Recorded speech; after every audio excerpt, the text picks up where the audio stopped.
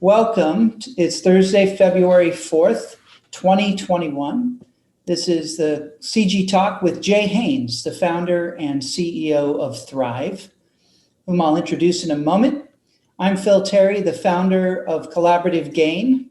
We've had a series of wonderful recent product talks, including Marty Kagan and his newest book, Empowered, and Vidya Dynamani and her book, Groundwork. And today we get to be with Jay Haynes. So the talk today is focused, most of you know about the JTBD framework and methodology. What we're focused on today is in large distributed environments. And this question was brought to us by the chief product officer of a very large multi-channel operation in the US that is using JTPD, but is having trouble with multiple teams all at the same time and managing this basically in a large distributed environment. So I reached out to Jay Haynes, and he agreed to come and talk to us about this today, which is great. So first of all, Jay and I have known each other for 25 plus years now, I guess, Jay. Yeah. That's a little humbling there.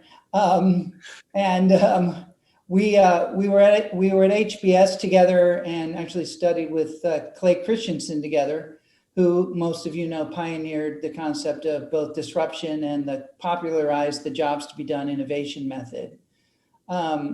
Jay has done a number of things. He's like I mentioned, the CEO and founder of Thrv. He's a global expert on jobs to be done. He's been an entrepreneur and an executive with 3 decades of innovation and investing experience. He's used the JTPD method with product teams at Fortune 500 companies, with private equity sponsored companies, and with venture-backed startups. He's got wide experience. He was an investment professional himself at a private equity firm, one of the legendary firms named GTCR. He was a product manager at this little company in Redmond named Microsoft, and the CEO of Strategy. And Jay has really seen firsthand the problems that executives and product teams confront when trying to do what we all want to do, which is satisfy customers and generate growth and equity value for shareholders.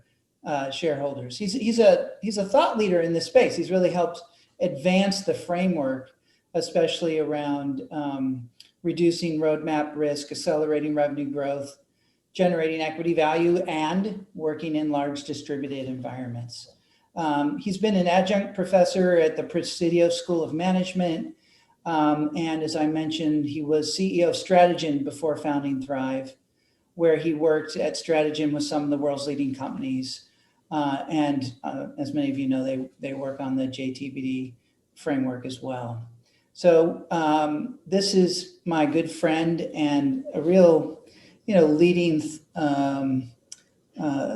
thought leader on JTBD and large distributed frameworks. And I'm Jay, we got some questions ahead of time, and Jay was good enough to actually frame his whole talk on the questions about large distributed environments. So, hey, Jay, thanks for being here. It's really good to have you here. Yeah, thanks, Phil. Thanks for having me here today. And really excited because I love the work that Collaborative Gain is doing. And I think it's an extraordinary organization you built and just very unique in the market too. So extremely happy to be a small part of it. That's so lovely, Jay. Thank you. It means a lot. Yeah. And I should have mentioned to the attendees that Jay's going to talk for 30 or 35 minutes. Please post questions in chat. And we'll sort of monitor that, and then we'll do a Q&A at the end. So please, but post them as they come up. That'd be great. Okay, back to you, Jay. Great. Thanks, Phil. Well, great. Well, thanks for having me here today. We are going to talk about jobs to be done innovation methods in large companies. And we have been fortunate to work with some of the world's leading large companies to implement these methods. So this is a process, and it's been worked on, and we know it can work well in large companies. So just as a quick review, Phil mentioned Clay Christensen, and the core idea behind jobs to be done, as he states it, is actually deceptively simple. It's that your customers are actually not buying your products. What they're doing is hiring your product to get a job done. So how does this help win in your market? We'll look at what this means in detail today. And as Phil mentioned, we got some great questions about jobs to be done fundamentals, which we'll answer today, including how do you define a job to be done and what are the benefits of the model? When is it time to break a job down into different jobs or pieces for your teams? Can a job to be done be situational or seasonal, or does it need to persist over time? And as customer journeys evolve, how do you understand those signals and adjust your jobs? And we also got some great implementation questions about implementing it in large companies, including when a job to be done cuts across multiple teams, how do you ensure a consistent view on how the journey should work? That's a great question. And I should say that was kind of the question that sparked this whole idea of doing this session today. Yeah, it's a great question. And how do you manage goals or OKRs against the jobs to be done across those teams with different functions and responsibilities? A great question as well. And finally, do different teams take different parts of the job, or is it one super team that manages the job end to end? So really great questions. So let's start with just the benefits of jobs to be done. Why is this stuff even useful at all? And as Phil mentioned, we all know as companies and as product teams and sales and marketing teams, we're trying to satisfy customer needs better than competitors in the market. This seems like hopefully a non-controversial statement. And the way that you satisfy customer needs is with a product roadmap that you develop, market, and sell.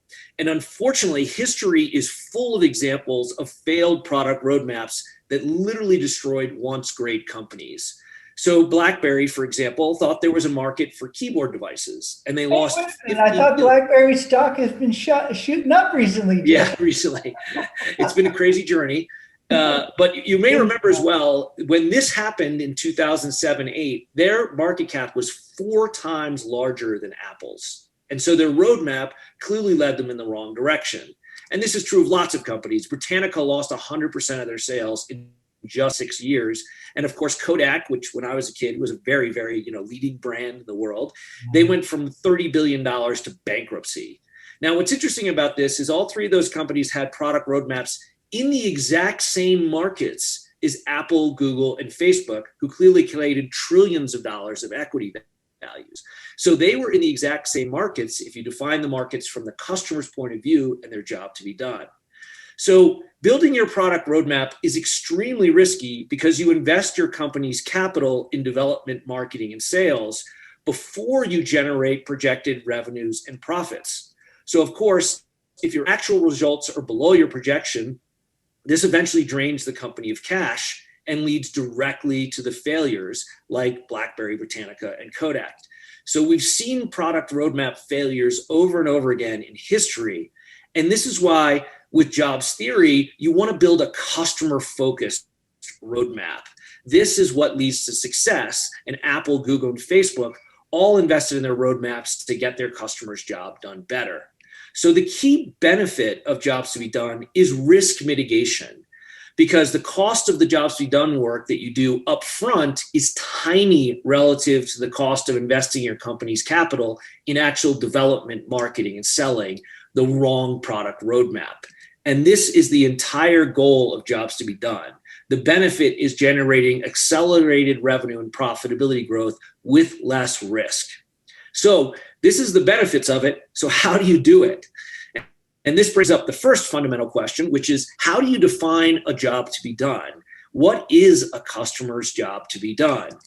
Well, this goes back to the 1960s and Theodore Levitt in his famous Marketing Myopia paper, which if you haven't read it, it's definitely worth reading.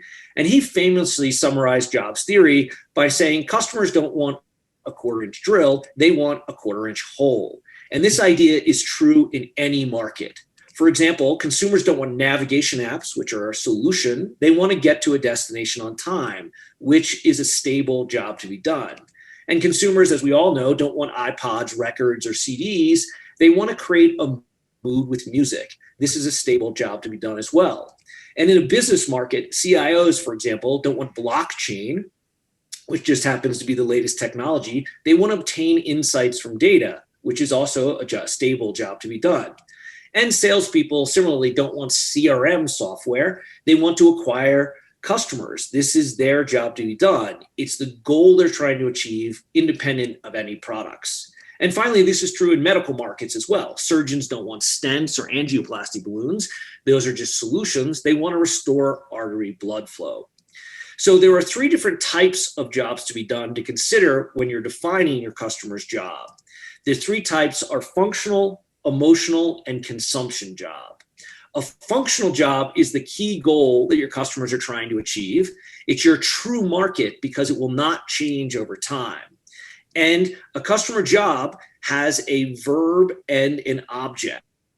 And finally, critically, a functional job doesn't contain any mention of solutions, whether it's products, services, or technologies. And emotional jobs are critical as well. They're personal. They define how customers want to feel about themselves while they're executing the job. And they're also social. They define how customers want to be perceived by others while they're executing the job. And finally, consumption jobs relate to using a solution to get a functional job done. For example, consumption jobs include interfacing with a product, learning to use a product, and shopping for or purchasing a product. So all three types of jobs are important to analyze because helping your customers get these jobs done better than your competitors is how you win in your markets by creating the best customer experience with your products. So let's look at some examples of how to define a functional job, which is your true market. We can use these three criteria to test whether a customer statement is actually a functional job. So here's a customer statement: play MP3s. So is this a job to be done? Is it a market? Well, we can use our criteria to test it. It is a goal. Consumers do need to play MP3s, so it's a goal. Of course, it has an action verb, to play, and it has an object. So is this a job? Would you consider this to be a market? Well, in this example, it has a solution. MP3s are a solution to something. 100 years ago, no one wanted to play MP3s because they didn't exist. So this is not a stable target. It will change over time. And as we saw before, the consumer's goal in this case is to create a mood with music. This is the true job to be done. So let's look at another example. Install software. Is this a job to be done? Is it a market? Of course, there used to be lots of companies that used to help you install software. The big consulting firms, generate billions of dollars of revenue. But is this a market? Well, it's a goal. It's something that customers need to achieve. They do need to install software. It has an action verb and an object as well. But what's the problem with this statement? Well, install is actually a consumption job. It's not a functional job. It's something you do in order to achieve a goal. And of course, software itself is a solution. So this is not a functional job to be done. It isn't a market. So let's look at a medical example. Monitor blood pressure. So is this a job to be done? Well, it's got a goal, of course. Patients and doctors do need to monitor blood pressure. And it has an action verb and an object. And of course, it has no solutions. But in this case, we want to ask the question, why do people want to monitor their blood pressure? Is there a bigger goal? And this brings up what we consider to be the level of abstraction. Are you thinking about what your customers are trying to achieve at the right level of abstraction? And Clay puts this nicely. He says defining the job at the right level of abstraction is critical to ensuring that the theory is useful. So in this case, you want to focus on your customer's overall goal, like optimizing health. This is why you want to monitor blood pressure. If you have a health condition, blood pressure is a key input to optimizing your health. And you can be more specific in markets when you're defining jobs. In this case, in a medical market, we would add these health conditions to define the market. Optimizing health with COPD is different than optimizing health with diabetes, for example. And this is true for many types of jobs. For example, parents need to instill behaviors in a child. But like conditions, there are many types of behaviors, each that define a market. For example, preventing anger, studying a subject, or managing money. So this statement has all the traits of a job, but it's at the wrong level of abstraction. But is it a useless statement? Well, no, because monitoring is an important step a patient takes when trying to achieve the goal of optimizing health. So we'll look at job steps in more detail in a minute. But let's also look at some jobs to be done mistakes. It's very easy to make job to be done definition mistakes. Even Clay Christensen has made some big job definition mistakes. Mm-hmm. So, for example, he claims that dress for an out-of-town meeting after the airline loses my luggage is a job to be done. Obviously, currently during COVID, it's not a job to be done. But when this is a problem that does happen, but the question is, would you pursue this market? Well, this statement has an action verb and an object again, and it has no solutions. But the question is, how big is this market? And why do people need to execute this job? How frequently does it happen? In addition, if you're dependent on airlines losing their luggage, their customers' luggage to grow your business, what do you think happens if you created a billion-dollar business to get this job done? Well, the airlines are gonna fix the problem. So this means you are directly threatened by a platform that you don't control in order to get the job done. So in our view, we would not invest in this market. It's not a stable customer goal. So in our view, it's not a job to be done.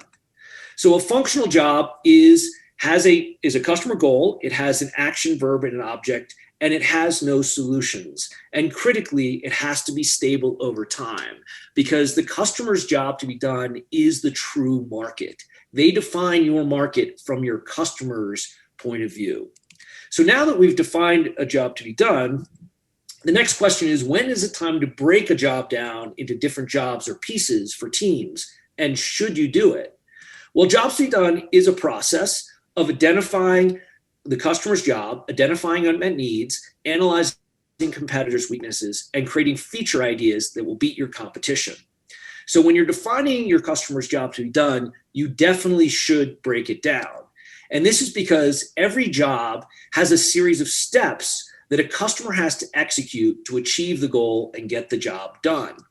And there are 6 types of steps in every job. They're understanding steps, planning steps, executing steps, assessing steps, monitoring and assessing steps, and revising and concluding steps. So let's look at a specific example. So imagine for a moment, you're trying to beat Apple and Google Maps. Your product team is set on a mission to beat Apple and Google Maps. This seems like an insane task because they have about 100% market share and they're 2 of the most successful competitors in history. So this seems impossible to do. Well, how would you do it using jobs to be done? Well, we know the first thing is that there isn't a market for navigation apps like Apple and Google Maps. The true market is to get to a destination on time. This is the customer's goal and it's stable. It won't change over time, but it's a very high level statement. So we need to understand the job steps in this customer's job.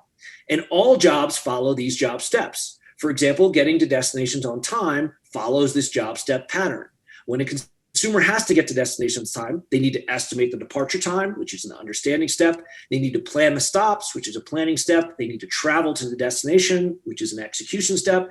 They need to assess the destination, when the destination will be reached. They need to reset the route if needed, which is a revision step. And finally, they need to park the vehicle. And like all jobs, this job is complex. Getting to destinations on time has 12 steps that all follow the job step pattern. So this is how you break a job down into manageable steps for product teams. So now that we know the customer's job to be done in all the job steps, we want to break it down even further to identify unmet customer needs, because our goal is to satisfy customer needs better than competitors in the market.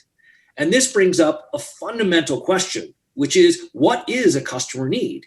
And does everybody on your product, marketing, and sales teams and your executive teams agree on what a customer need even is? And it's amazing, most companies don't have an agreed upon definition of a customer need.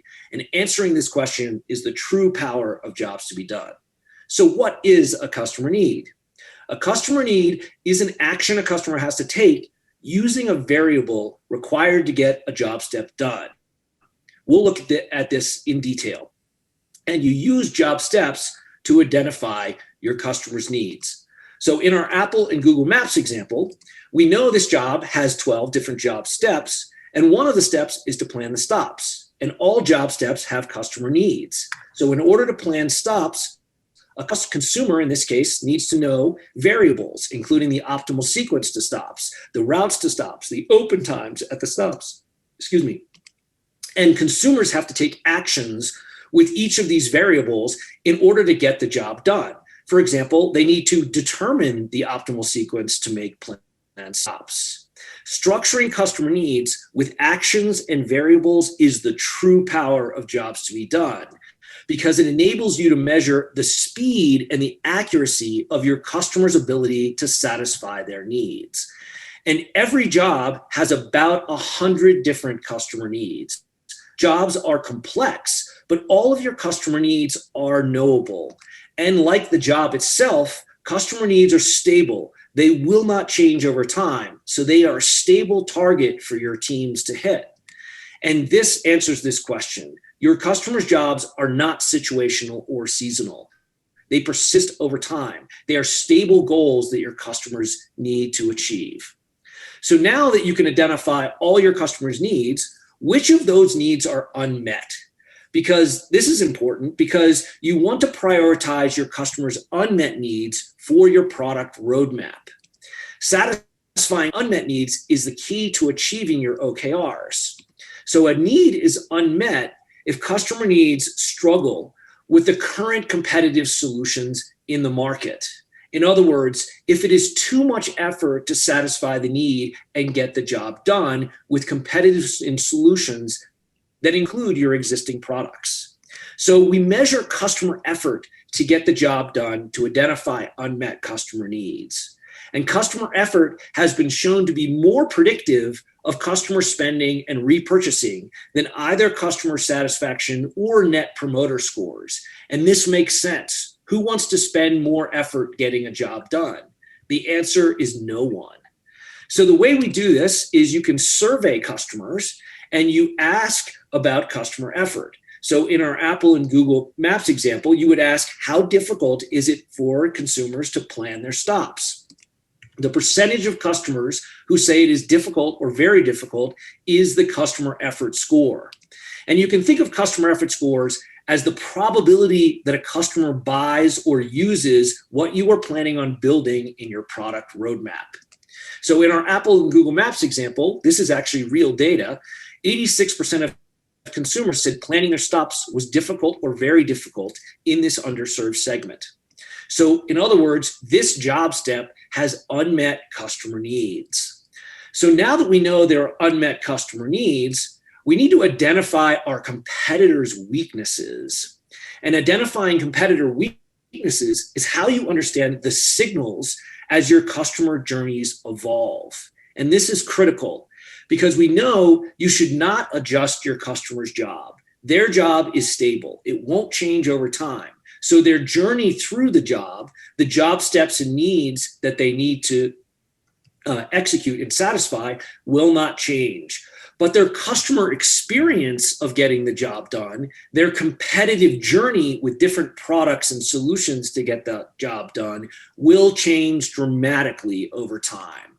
So in order to identify competitor weaknesses, in order to assess where the customer's competitive journey is failing, we need to use the unmet needs in the customer's job. In our Apple and Google Maps example, let's analyze our competitors' weaknesses using this unmet customer need. So if a consumer were to determine the optimal sequence of their planned stops in a busy day using Apple or Google Maps, how would they do it?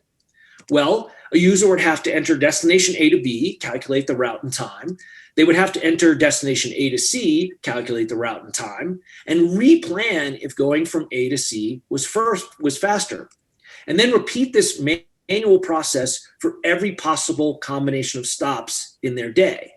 So because this process with Apple and Google Maps is slow, and because a user would likely have imperfect information, the accuracy of doing this manually with Apple and Google Maps is low, the speed and accuracy of getting the job done are slow and inaccurate. These are the critical customer metrics. So this is an unmet customer need in the job of getting to destinations on time. It is a competitive weakness for Apple and Google Maps because it is slow, inaccurate, and customers think it takes too much effort to satisfy this need.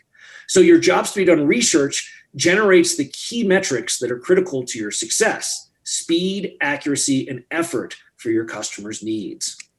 So now that we know your competitors' weaknesses, we can generate new product feature ideas. And feature ideas to get the job done faster and more accurate are how you evolve your customer's journey, the customer experience with your product. So this is the fun part. So let's generate a product idea to beat Apple and Google. Now, a lot of companies use brainstorming methods. And of course, the first rule of brainstorming is there are no bad idea, which of course itself is an incredibly insane idea because there's literally an infinite supply of bad ideas in the world.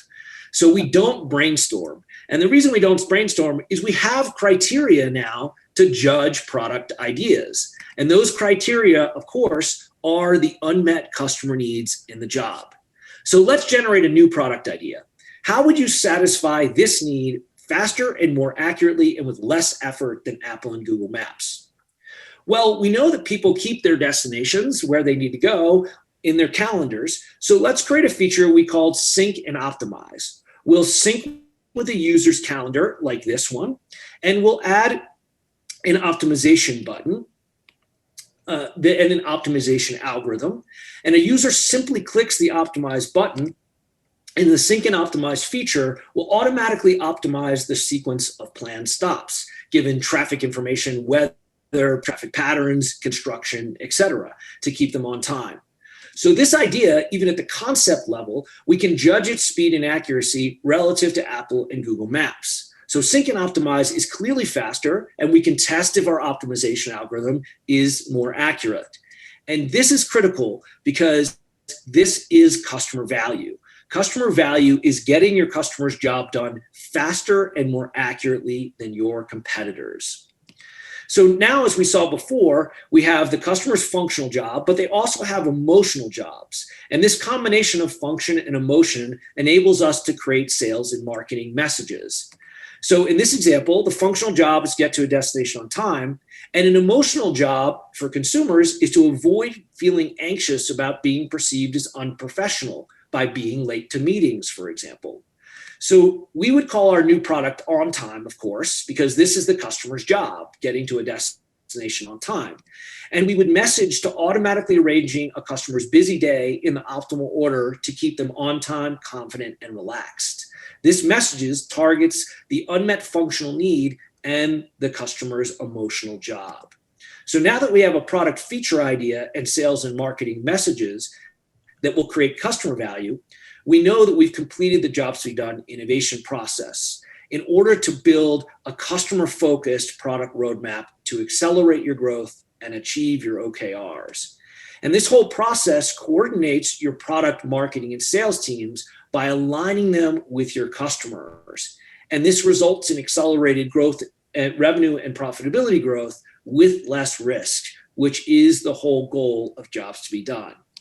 So finally, how do we implement this with your teams? The first implementation question is, when a job to be done cuts across multiple teams, how do you ensure a consistent view on how the journey should work? So to ensure a consistent view on how the journey should work, the key is to define which journey you are talking about.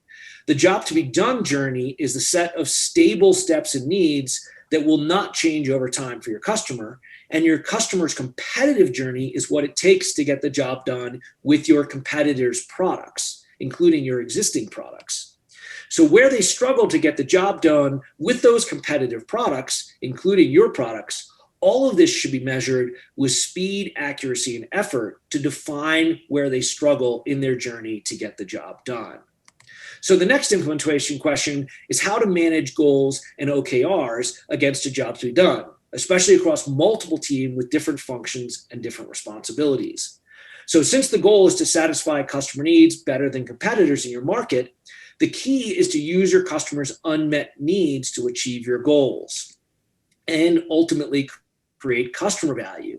This is what coordinates your product marketing and sales teams and aligns them with your customers, ultimately to roll up into your critical OKRs of revenue and profitability growth, increased customer satisfaction and NPS scores, and generating more customer leads and lower customer acquisition costs. So you can connect directly what you're doing to help your customer get their job done faster and more accurately to very specific OKRs.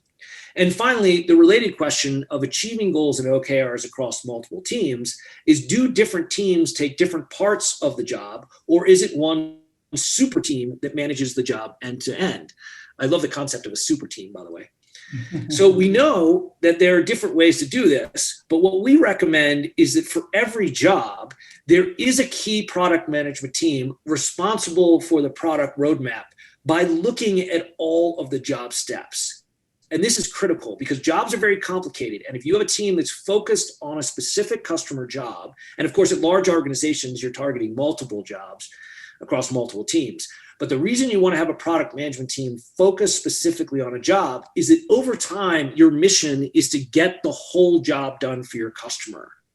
No one wants to use multiple solutions to get their jobs done. And this is how you create competitive advantage over time, by getting the whole job done. Now, you can organize different dev teams based on different job step types. And this is because each type of job step has different characteristics. So for example, planning steps usually involve gathering information and data that a customer needs to execute the job and confirming that that data is accurate. And execution steps usually involve decision makings with that information and that data. So there can be different types of algorithms, for example, different types of interfaces, different types of solutions for each one of the different types of job steps. So there's a lot more detail we can cover, but hopefully this answers some of the critical questions about jobs to be done fundamentals and implementation. And of course, I'm happy to dive into any detailed questions you have about any part of the process. So thanks. I know that's a ton to cover. We had a lot of questions to get through. It's 30 minutes, and happy to dive in. It's good. And look, I think it's a good review. Number of people obviously know the framework, but helpful to have it reviewed and then to start to dive into these more complex questions in these large distributed environments. And in fact, I want to invite Andy Serio. So Andy, I'm going to promote you to a panelist here. So you should join us. There you are. And you could unmute yourself, if you will, Andy, and maybe turn your video on if you don't mind. I'm glad I combed my hair today. That would have been awkward in front of the group. This was great, Jay. Thank you. I had a question, like on that last slide that you had around, the dev teams. I had just a thought around, sometimes if the teams aren't working well across, you can kind of like ship your org chart, if you will, and the journey doesn't hang together very well.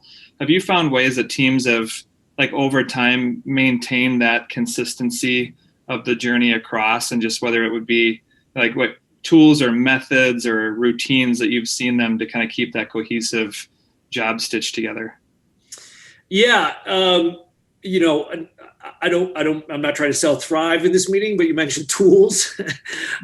So we built software specifically for this purpose. And one of the reasons was, you may be using Jira or AHA, there's a ton of, product road mapping software. And what we found, Phil mentioned that, I've been doing jobs to be done work for over a decade. And for the first 3 years of that, we deliver PowerPoint presentations. And then it was very hard to coordinate team with PowerPoint presentations. The customer was too high. Yeah. Sometimes we joke that our mission is to kill PowerPoint, but maybe we're only half joking. But it's a great question, Andy. And I think the way to do it is really, if you've got the teams sharing that goal, which is the customer's job and the needs, then, critically, your product strategy, your roadmap, because you know what you're trying to achieve with your OKRs. So like, okay, our 2021 goal is we're going to focus on these 3 job steps and these 10 needs, right? That's what we're biting off for this team, for this job. Then when you get the dev teams involved, even regardless if you don't have them necessarily organized by job step type, which we definitely recommend, we've seen that's really efficient. You might have a smaller team. You can't do that as well, depending on, how the org structure works. But if you do that, when they're making trade-offs, because dev teams and engineers, they're making trade-offs all the time. And what's nice of having the customer need in focus is when you're making that trade-off, you should consider what's happening for the customer and is it impacting speed and accuracy. And then if your trade-off is connected to so in our planning the stops example, right? That might in some way impact your estimation of the departure time. So if you've got two teams that are working on that, and the teams that's optimizing the stops is going to have a negative impact on the estimated departure time, it enables them to at least have that conversation and say, okay, what's the decision we're making about this trade-off? And that's what I think the key is, that over time, you just really are always focused on your customer, because they don't care about, your algorithms or, we work with a lot of B2B software companies that love to tout machine learning and AI. Customers do not care at all about your AI and machine learning, right? Only to the extent that it helps them get their job done faster and more accurately. So that's what I would say. And just, we did build our tool because we tried to use, Pivotal and Jira and AHA and other tools. There's just no data set for the jobs and the needs and all the other stuff, the segmentation data, the willingness to pay. And if you start to have 3, 4, 5, 10 jobs that you're looking at, you're talking about tens of thousands of data points that aren't in that software. So we did build the tool so that you could, that this more effectively. Gotcha. Thank you. Yeah, hopefully that helps. You brought this great question, and the whole purpose of this came from you. And there's some other questions that are coming up in chat, but I wonder, as a thank you to you for helping to frame this. And it's an important set of questions about how to apply JTBD in a large distributed environment. Do you have any more questions or thoughts? Well, I feel like I could go on for the next 2 hours, but maybe I'm happy that there's I see a couple of questions popping up in the chat. We could hit those, and then I'm happy to pitch in. All right, why don't you stay here with us? All right. So we've got another question around prioritization, Jay, and then also around alignment between product and design teams, trying to determine what to address first in complex enterprise products. So B2B type stuff. Yeah. Great. Well, why don't I take the prioritization question first? Yeah. And we love that question because when we work with product teams, we always say, well, how do you prioritize your roadmap today? And the answers are incredible. But oftentimes it's known as the HIPPO, the highest paid person's opinion. And we love the example of, the Amazon Fire Phone, which was a huge failure. But if your name is Jeff Bezos and you tell your team to build something, they're going to build it. They're going to prioritize what you think, right? So your prioritization is usually done by some sort of internal politics of who has, executive authority, who has budget authority, who has political capital, whatever. And the answer we always give is to the question of how do you prioritize your roadmap is you don't. You should not prioritize your roadmap. Your customers should. So when you get back those customer effort scores and it clearly defines where they're struggling the most, that should be the priority of your roadmap. Now, there are other things to consider, of course, which is, does the solution require, curing cancer, or is it known technology? What are the risks involved? What are the impact on the OKRs? All that other stuff is certainly important to factor in, but that's what we think is road mapping. So meaning road mapping happens on the short, medium, and long term. So you should always be focused on your customers' prioritization of where they struggle, because that's where people are most likely to buy your products, is if you help them overcome a struggle. That's why people love new products, right? That's why they switch. That's why they have high customer satisfaction. That's what NPS scores are, is they're promoting something to help them overcome a struggle. So we want the prioritization always based on your customers, but depending on your internal metrics too, that can give you your short, medium, and long-term roadmap. And the way to think about that too is sometimes you need to send stuff to R&D, because like this optimization algorithm, if you're going to beat Apple and Google, that's a non-trivial problem to solve. It's actually known as the traveling salesman problem, right? So you might be able to solve it in a certain way today, but you might need a year or two for the R&D team to focus on it. But now at least your R&D team knows what goal they're trying to hit. Rather than just building new AI or machine learning, they know what the goal is. So they're very focused on what are you doing in 2022 as opposed to 2021. So that's how we think about prioritization. Phil, the next question was alignment. Yeah, I mean, it has to do with prioritization, but basically aligning prioritization between product and design teams. Yeah, and we love the question about design too. And design thinking is totally great. We've written stuff about how job student design thinking comes together and how they work together and all that. The way that we think about that is the product team should be focused on the functional job. So what do you need to do? What is the functional problem you're trying to solve? And the design team is critical to that too, because they help figure out how you're going to get the functional job done. But the design team can also pick up there on what is the UI and UX to get the functional job done, right? So the interface should take the least amount of effort. And in fact, we can share it with teams. We've mapped out the consumption jobs like interfacing with a product. And not surprisingly, it has steps and needs as well. So it's critical that design and product teams are functioning together, because ultimately your customer doesn't experience those as two different things. Your customer just wants to get the job done. Now, some mistakes we've seen are where design teams are able to create, unbelievably beautiful interfaces, for example, that looked great, but they don't actually get the functional job done. And my favorite example of this is Craigslist. Of course, we all know Craigslist, literally it has one of the worst interfaces in the world. It's because it literally was designed in 1997, and yet it's still dominant in its market because it has liquidity. In other words, in that case, you've got two jobs, you've got buying and selling jobs, and you've got so many buyers and sellers that you're going to get the functional job done of selling your used car, for example, even though the interface is terrible.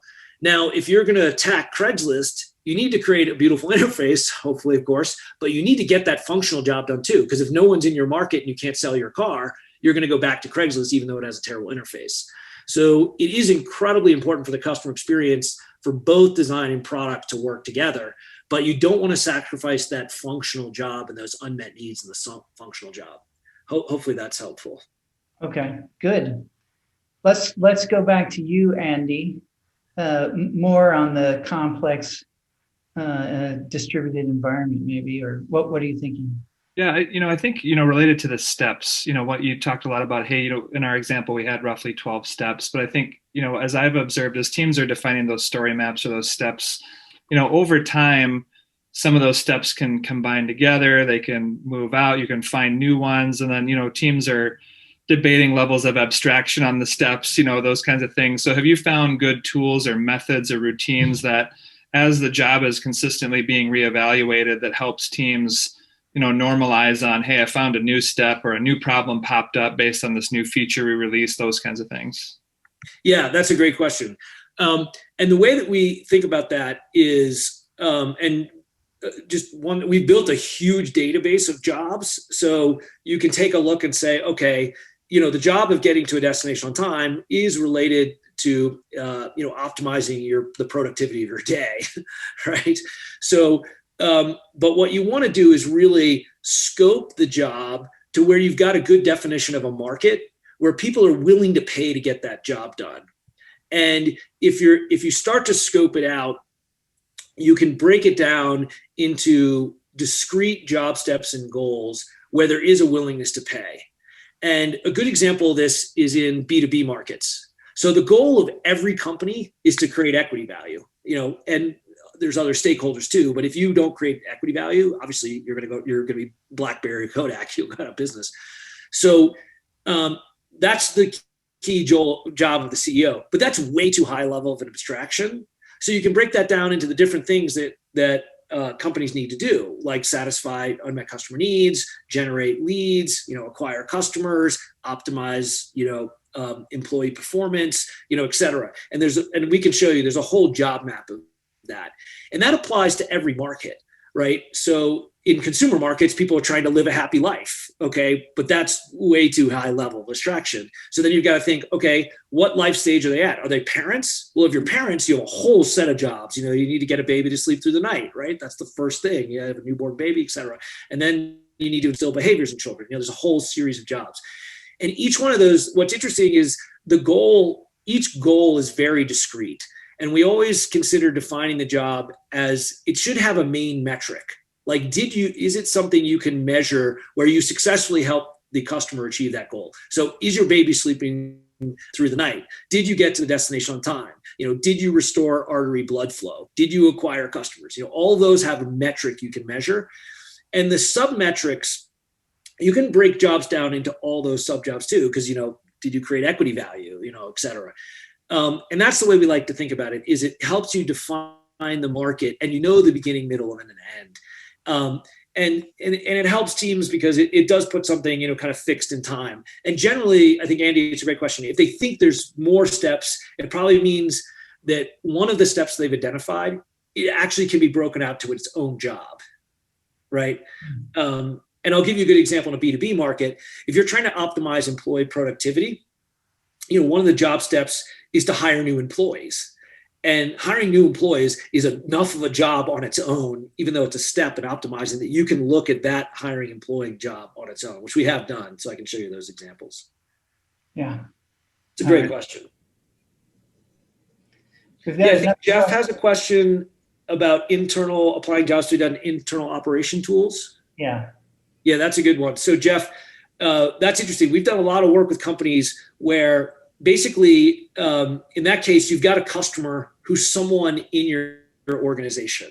So the thinking applies the same way. So your internal customer has a job they need to get done, which is a goal that's independent of any solutions the customer might be using. So it still should be focused on the job as the goal, independent of solutions, the job steps, and the needs. And I would say it's an interesting question about personas, how you define the customers. We can talk about that a little bit, but it should be based on still their goal that they're trying to achieve. It's just an operational goal. So a good example is cutting costs, right? So let's say you're targeting someone in procurement and they're trying to cut costs with supplies or whatever it is. You could look at that and say, okay, that's a job for someone who's in procurement at our company, and we need to help them understand, why is that difficult? Where do they struggle to do it? And then you can create internal solutions, that you're not likely to sell to other customers, but maybe, right? That might be a new market. You spin it off and you built a great solution. So it's the same process and the same thinking, as long as you're abstracting away from solutions and focusing on the customer's goal. Just as an internal customer. Yeah. All right. We're at about 12:50. Scott Ziegler, I see you just put in a question. Oh, Jeff, you saw that. Just said thank you. So Scott, you've got a question on B2B versus B2C. Any difference when thinking through JTBD, Yeah, that's great. The job steps and needs concept, holds very valid in B2C versus B2B. What can be very different, and we didn't talk about this, is the type of customer you're targeting. So we generally break customers, and how do you define a customer, which is a great question. We didn't get that too much today.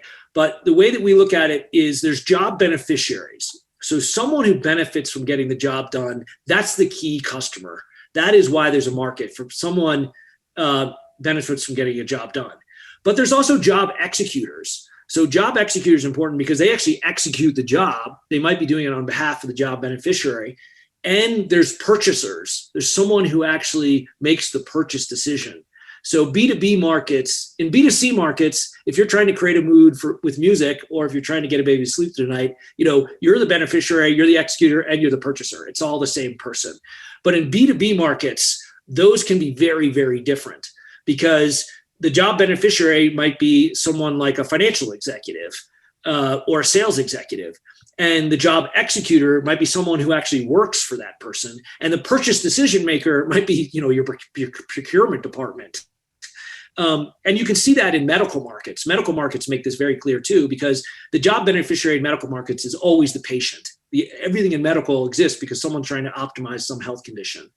The executor might be your provider, your doctor or a surgeon or a nurse. And obviously the purchaser is the health insurance company. So the difference between B2C and B markets is mapping those out. And I think Bonnie is asking about persona. I'm going to promote her to panelist. She's going to join us for a moment. So. Oh, great. Yeah. And this persona question is a great one. Did she come in yet? No, let's see. Let me do that again. Promote. Yeah, well, I can, while she comes in, I get the persona. Personas are great and they help a lot. But we like to think of personas as something you actually want to do after the fact. So let me give you a specific example.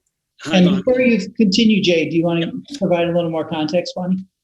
Yeah, I think you're kind of getting to it. I was wondering how personas fit into the jobs to be done framework and kind of when they fit in. Is it something that you start with a persona and that's part of understanding your customers, and then taking that persona and identifying the jobs and going through the process, or is it something that comes afterwards? How does the persona work fit in? Yeah, that's great.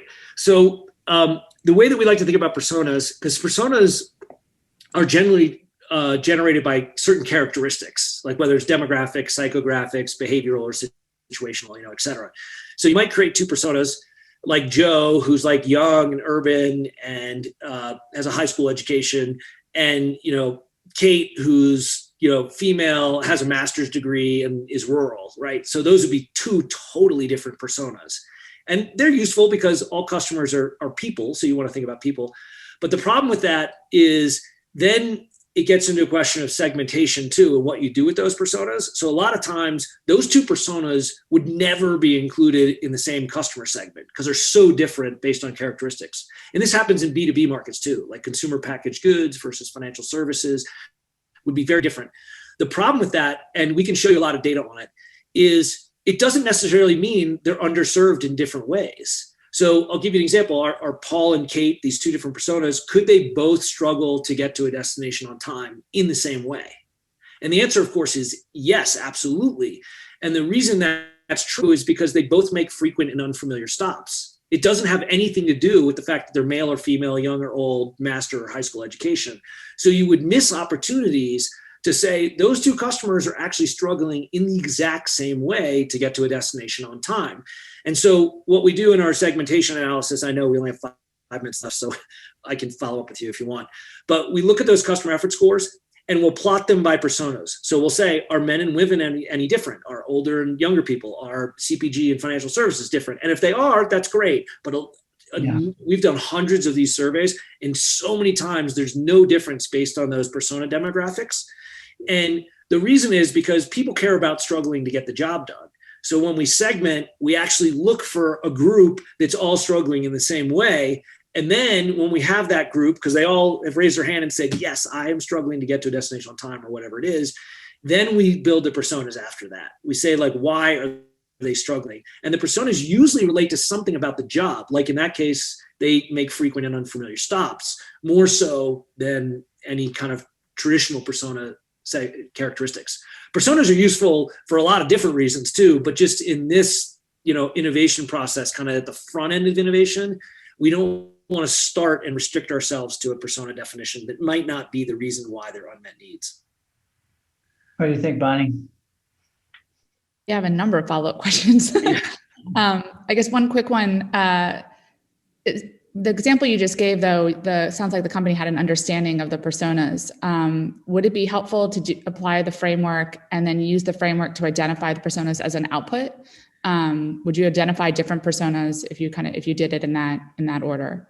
Yeah, and we can. I know we have like 3 minutes left, but so the way we do that is we use personas to design the sample population in the quantitative survey. So we work with companies to do customer interviews to define the job steps and needs and all that. But then we really recommend doing a big survey on customer effort scores.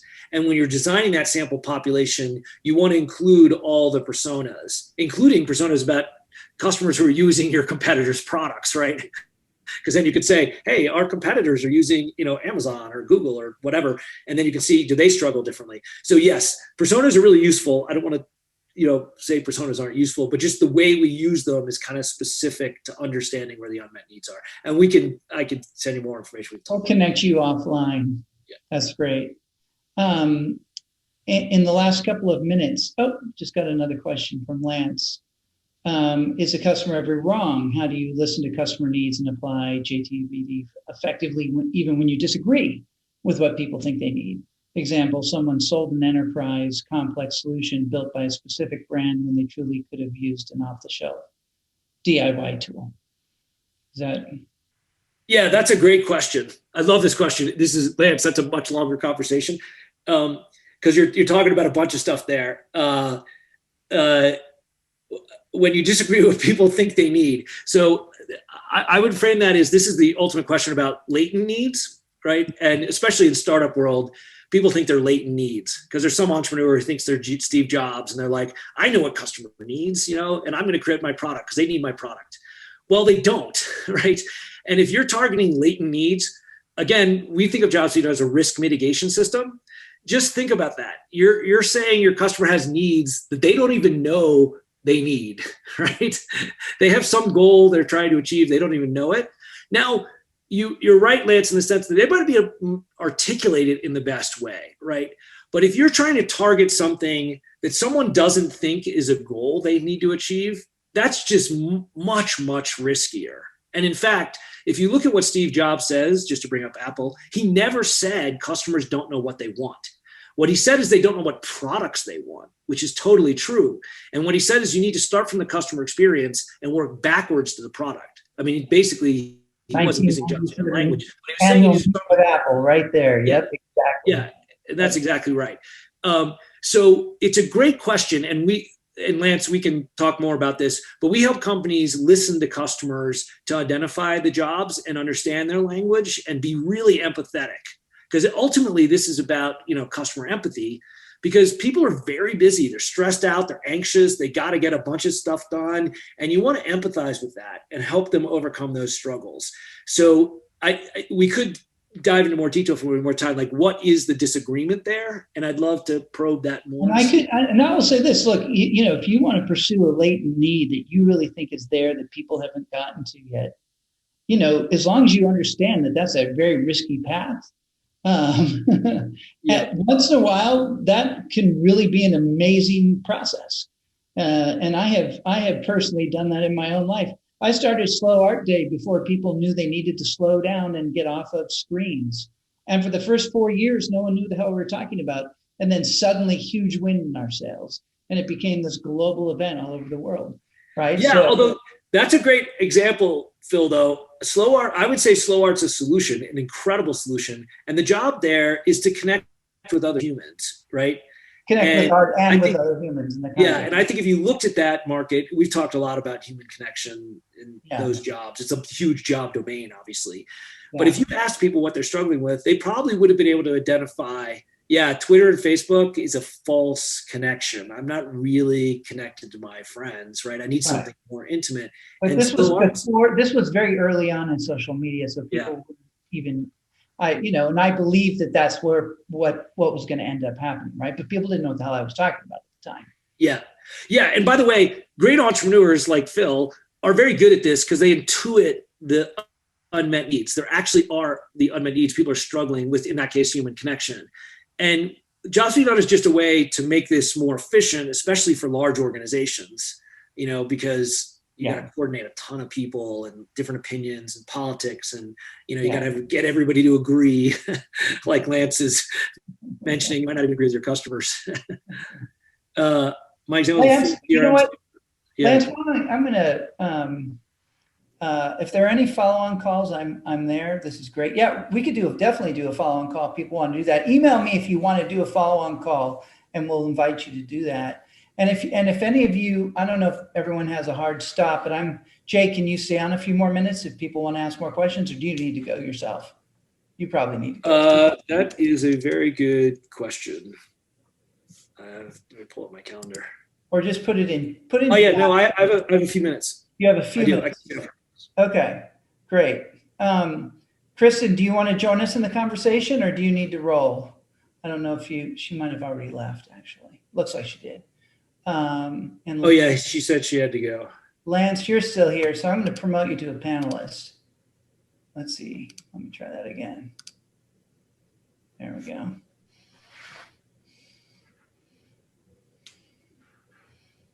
You can unmute yourself, Lance. There you go. Howdy, howdy. Hey, Lance. Thank you, Jay. Yeah, great question. I saw your follow-up that it's a CRM suite for nonprofits. There's a certain amount of humility, and I do want to listen. But at the same time, I keep going back to you're wrong, and I get stuck on saying they're getting the brand blindness. Like I have to use Salesforce. I have to use this $100,000 thing. And really it's like a $1,000 journey that they really need. I'm just trying to shortcut to that gently, right? Without saying, and it's not my product. I'm just an advocate here. Yeah, that's a great question. And this is, Lance, you're actually asking a really interesting question too, because this is kind of where jobs to be done theory intersects with disruption. And not to go too much into disruption theory, but Clay started his work with disruption, and the basic idea is that products will start to overserve customers. They'll become too complex. And Lance's example is a great one. Like, if you're a nonprofit, Salesforce for sure. Yeah, you don't need a full CRM Salesforce suite that costs a ton of money. So what'll happen is someone will enter the market that's actually a CRM that's worse. An average salesperson would look at it and be like, oh, I can't do all these things that I can do, right? But it satisfies the needs at lower costs. And that's the essence of disruption, is that it's a worse product, but it's targeting needs that are kind of overserved by the existing incumbents. And of course, Microsoft Excel is a great example of this. It's a product that people use to create grocery lists, as well as like LBO financial models, hedge fund, strategies. But Google Sheets, which is free, and does collaborative needs better because it's all, web-based, starts to take over the market as a free product and then gets better and better over time. So I think that's a great example of disruption intersecting with jobs to be done, because in that market, nonprofits, it seems like they need donor management, which is kind of their CRM product, right? Acquiring customers, they're acquiring donors. And it's a related job to that. And where they're underserved, Salesforce is overserving it. So that's a great example. You can still use the job and the needs to figure out, those customers and where they're struggling. Just introduce a lower cost product that disrupts Salesforce. Thank you very much. And Ned, I've just promoted you to a panelist, so you could join our conversation here if you're up for that. At least unmuting yourself and maybe sharing a comment. And she might not have realized I did that. She might have walked away. I kind of did a cold call there. All right. So listen, Bonnie, do you want to ask more, or Andy, do you want to ask more questions? Or I could ask 100. I have to rush here in about 2 minutes. But this was an awesome talk. Super appreciative of you taking the time to put all this together.